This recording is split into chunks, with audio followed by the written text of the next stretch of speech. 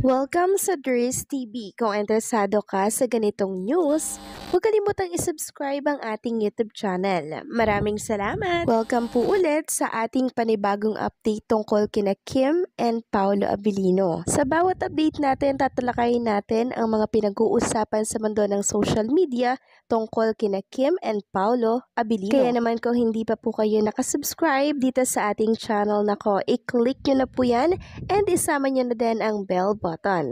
So ayun, welcome back again sa ating YouTube channel mga kakimpaw, and sa update natin ito, ang pag-uusapan natin ay tungkol sa mga importanteng ganap kina Kim and syempre kay Paolo Abilino.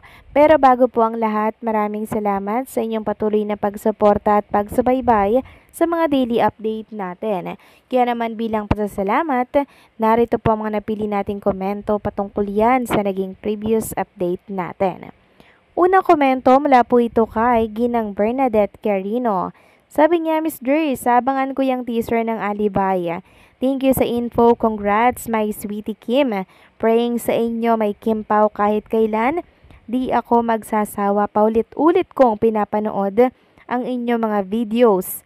Lalo na ang My Love Will Make You Disappear, and kahit putol-putol ang episode ng What's Wrong with Secretary Kim, praying ko kay Lord na ingatan kayo sa araw-araw sa lahat ng inyong mga gagawing projects.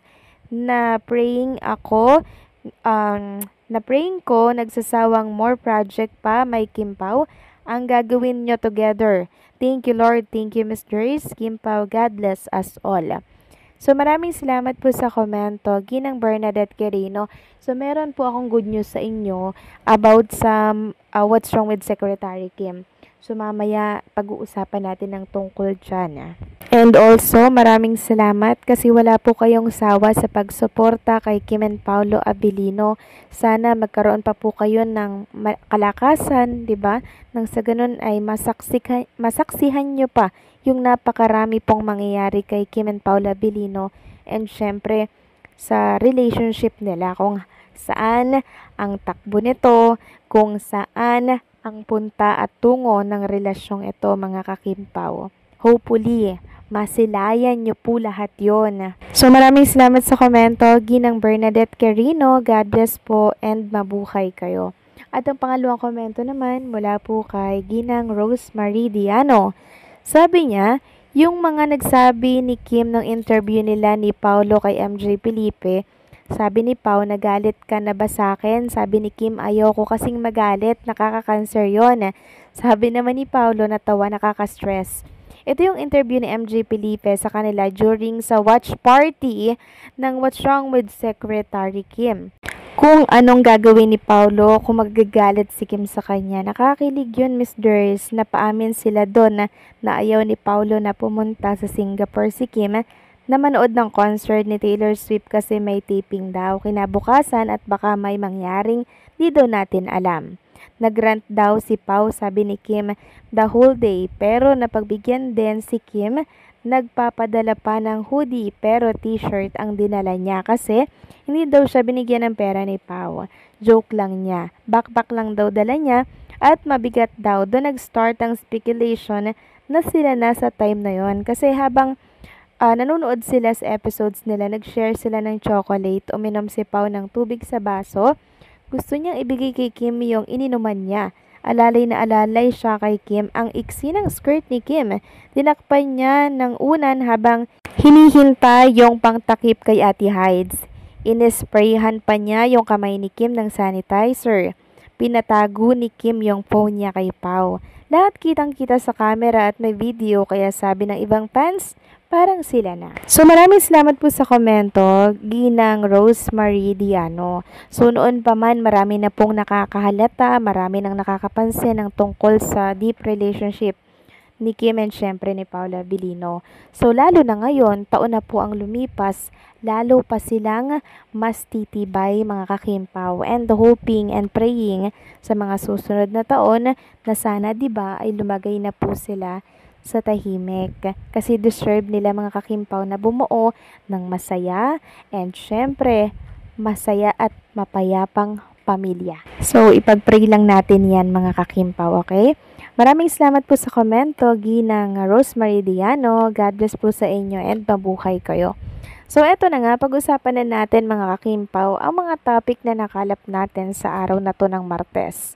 At unahin na nga nating pag-usapan itong panawagan po ni Chinita Princess ngayong araw. So, 9/9 sale po kasi ngayon. Until September 11 po pala yan. And kung gusto nyo pang mag-order mga kakimpaw ng House of Little Bunny na bag ni Kim Cho, i-click nyo lamang po yung link dito po sa Instagram story niya. Okay? Suportahan po natin itong business ni Chinita Princess. Samantalang pinag-uusapan pa rin po ngayon dito sa X mga kakimpaw.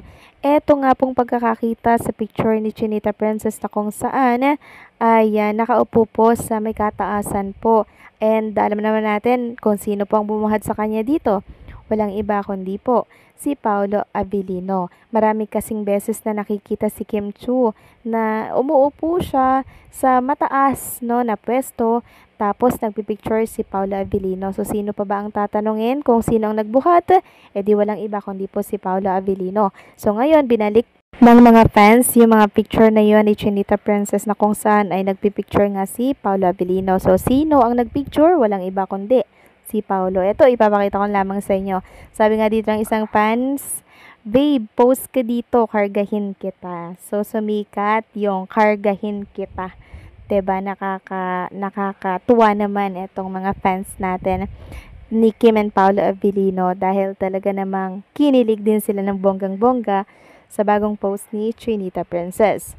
Samantala, pag-usapan naman natin ang tungkol dito sa dapat nyo pong abangan by September 13 at 14 po yan mga kakimpaw. Dahil ang What's Wrong with Secretary Kim ay ibabalik po sa Free TV mga kakimpaw. Kaya sana mapanood po ito ni Ginang Bernadette Carino na kung saan ay putol-putol daw po yung napapanood niya po dito sa YouTube channel. So by September 13 and 14, ibabalik po ang What's Wrong with Secretary Kim. Sabi nga dito, ang pinag-usapang Philippine adaptation ng phenomenal K-drama muling magdadala ng kilig every weekend. Ihanda ang mga puso sa kilig na hatid ng tambalang Kimpaw sa pagbabalik sa pre-TV ng What's Wrong with Secretary Kim. Ayan, simula September 13 at 14, Sabado at Linggo, 7:15 p.m. sa All TV, replacing Spark Camp. So, ayan mga kakimpaw, ha? Abangan po natin yan by September 13 and 14, Sabado at Linggo po yan, okay? So, hindi na po kayo mababoring mga kakimpaw dahil balik Free TV si Kim and Paolo Abilino. 7:15 p.m. All TV yan mga kakimpaw. Huwag niyo pong kalilimutan ha. 13 and 14 ng September. So, anong sa inyo dito mga kakimpaw? Manonood ba ulit kayo? Please comment down below and don't forget to like, share, comment, and subscribe.